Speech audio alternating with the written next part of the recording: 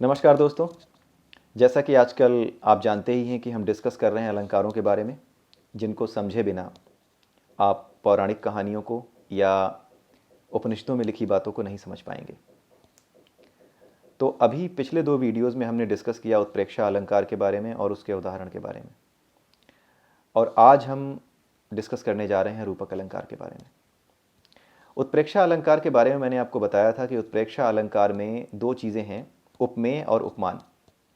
उपमेय वो होता है जिसकी तुलना की जाए, और उपमान वो होता है जिससे तुलना की जाए।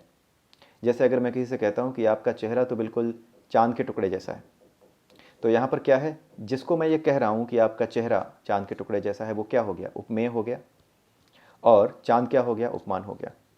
तो यहाँ पर उपमेय और उपमान क्या हैं मैंने बता दिए। जिस रचना में या जिस कविता में ये बात बता दी जाए कि उपमेय और उपमान कौन कौन हैं, मैं किसकी तुलना किससे कर रहा हूँ, वहाँ पर उत्प्रेक्षा अलंकार होता है। उत्प्रेक्षा अलंकार भी इस्तेमाल हुआ है वेदों पुराणों, हमारे इसमें पुराणों में, पौराणिक कहानियों में और उपनिषदों में। लेकिन जो सबसे ज़्यादा खतरनाक अलंकार है जिसका इस्तेमाल हुआ है, और जो सबसे ज़्यादा भ्रमित करता है लोगों को, और जिसकी जानकारी हुए बिना ही लोग कुछ भी अर्थ निकाल करके सनातन धर्म की पौराणिक कहानियों का मजाक उड़ाते हैं, उसकी प्रथाओं का मजाक उड़ाते हैं, उसका कारण है रूपक अलंकार की अधूरी समझ, या उसकी समझ ही ना होना, या ये बात पता ही ना होना कि रूपक अलंकार भी इस्तेमाल किए गए हैं। और मैं एक बात और बता दूं, केवल रूपक अलंकार ही नहीं, रूपक अलंकार के साथ साथ आपको 6 वेदांगों में से एक वेदांग है निरुक्त, जहाँ पर यह बताया जाता है कि कौन सा शब्द कहाँ से लिया गया है, यानी शब्दों की व्युत्पत्ति, यानी derivation of the words which has been used in the Vedas, कहाँ से वो लिए गए हैं, उसके बारे में निरुक्त में ही बताया गया है। तो अगर आपको निरुक्त और रूपक अलंकार ये 2 चीज़ों की समझ नहीं है, आपने नहीं समझा है इन्हें, तो आप कभी पौराणिक कथा कहानियों को सही से नहीं समझ पाएंगे। और अगर आप मूर्ख हैं लेकिन फिर भी आपको बोलना है, तो आप इतने अच्छे से कलंकित करके सनातन धर्म की इन कहानियों को, इन प्रथाओं को सामने रखेंगे, जैसे लगेगा कि किसी ने भांग खा करके ये चीज़ें लिख रखी हैं, और ये क्या सनातन धर्म की बातें लोग करते हैं, ये तो पूरा पागलपन है। अगर आप मूर्ख हैं तो ही आप ऐसा करेंगे, और मूर्ख ही ऐसा करते हैं। कुछ मूर्ख हैं और कुछ धूर्त हैं। तो हमारा टारगेट ना तो मूर्ख हैं ना धूर्त हैं, हमारा टारगेट है अपने आप को अवेयर रखना, खुद को ये जानकारी होना कि जिस चीज़ में हमारा इंटरेस्ट है, जिस चीज़ को हम अच्छा कह रहे हैं, जिस चीज़ के लिए हम कहते हैं कि ये हमारा जो सनातन धर्म है ये सभी के लिए उपयोगी हो सकता है, उसके बारे में सही से पता होना, अवेयर होना, वो बहुत ज़रूरी है। ऐसा इसलिए है, दूसरों के बारे में चिंता करना ज़रूरी नहीं है। बचपन में एक प्रार्थना होती थी हमारे स्कूल में, उसमें एक लाइन आती थी, जो हैं अटके भूले भटके उनको तारे खुद तर जावें। तो ये भी हमारे सनातन धर्म का हिस्सा है, ये प्रार्थना भी।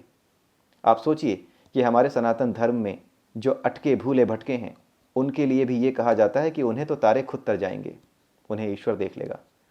तुम्हें उनके बारे में सोचने की या उन्हें ईश्वर विरोधी होने की बताने की कोई ज़रूरत नहीं है, ना आपको टेंशन लेने की ज़रूरत है। क्योंकि सनातन को आप वास्तव में अगर समझ जाएंगे तो आपको ये समझ आ जाएगा कि अगर कोई ईश्वर का अपमान करता भी है तो भी उससे ईश्वर अपमानित नहीं होता। धूप जब कीचड़ पे पड़ती है तो धूप मैली नहीं होती। ये बात आप तभी समझ पाएंगे जब आप सनातन धर्म को सही से जानते होंगे।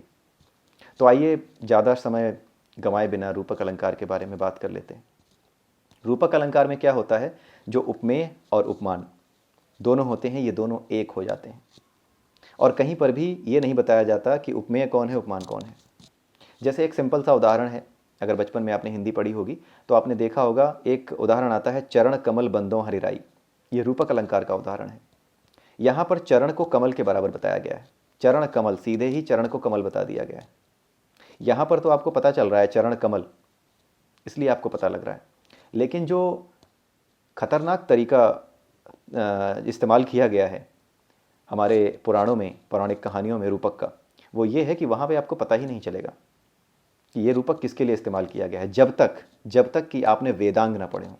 इसीलिए मैंने ये सारे वीडियो एक साथ इसलिए बनाए हैं, क्योंकि इनके जाने बिना न तो गीता पढ़ने का फ़ायदा होगा आपको वास्तविक अर्थ समझ में नहीं आएंगे, ना ही आपको ये समझ में आएगा कि क्या कहा जा रहा है, पुराणों में क्या लिखा है, पौराणिक कहानियों का क्या मतलब है, और ना ही गीता समझ में आएगी। तो दो चीज़ें याद रखिए, निरुक्त और ये अलंकार, इनकी समझ हुए बिना आप कुछ भी पढ़ने मत बैठिए। अगर आपको विशेष आशीर्वाद प्राप्त है, अगर आप किसी ऐसे घर में पैदा हो गए जहाँ इन चीज़ों पे डिस्कस होता है तो बात अलग है, लेकिन अगर नहीं है तो आप ये याद रखिए कि आपको ये चीज़ें करनी पड़ेंगी, आपको समझनी पड़ेंगी, उसके बाद ही आप कर पाओगे। तो रूपक अलंकार में यही होता है। अब एक उदाहरण देखते हैं। कुछ दिन पहले टीवी पे एक बहस आ रही थी, उसमें किसी बंदे ने कहा कि आपके हिंदू धर्म में भी तो कैसी कैसी बातें जो है लिखी और पढ़ी जाती हैं। आपके यहाँ राग, भैरवी राग दरबारी में बहुत से गाने हैं, उसमें एक गाना और है जिसका जिक्र उन्होंने किया। उसमें क्या था, उसके बोल कुछ ऐसे हैं, घूंघट के पट खोल तोहे पिया मिलेंगे। अब आप सोच के देखिए कि अगर कोई साधारण मूर्ख व्यक्ति अगर इस लाइन को सुने और कहे कि ये तो हिंदू धर्म में सिखाया गया है, घूंघट के पट खोल तोहे पिया मिलेंगे, तो कहेंगे यार बड़ा रोमांटिक धर्म है, बड़ी गंदगी है इसमें, तो राधा कृष्ण का रोमांस भी दिखाया गया है और यहाँ भी देखिए रोमांस की बात की जा रही है।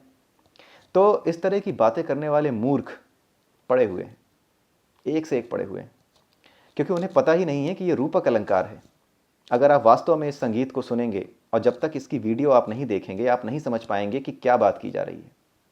घूंघट के पट खोल तोहे पिया मिलेंगे, यहाँ पर मैं छोटी सी बात आपको बता देता हूँ।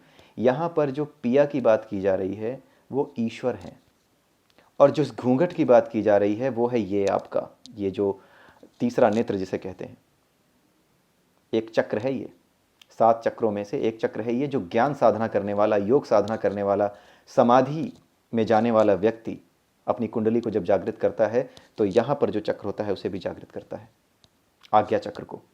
तो इसी आज्ञा चक्र को कहा गया है घूंघट। इसी घूंघट को जब आप खोलेंगे, इस आज्ञा चक्र को, तभी आपको पिया मिलेंगे, यानी तभी आपको ईश्वर की प्राप्ति होगी।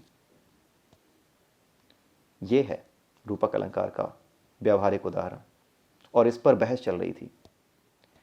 तो आप देखिए कितने मूर्खतापूर्ण कृत्य होते हैं और कितने कॉन्फिडेंस के साथ एक मूर्ख आदमी इनको सामने रखता है सनातन धर्म को अपमानित करने के लिए।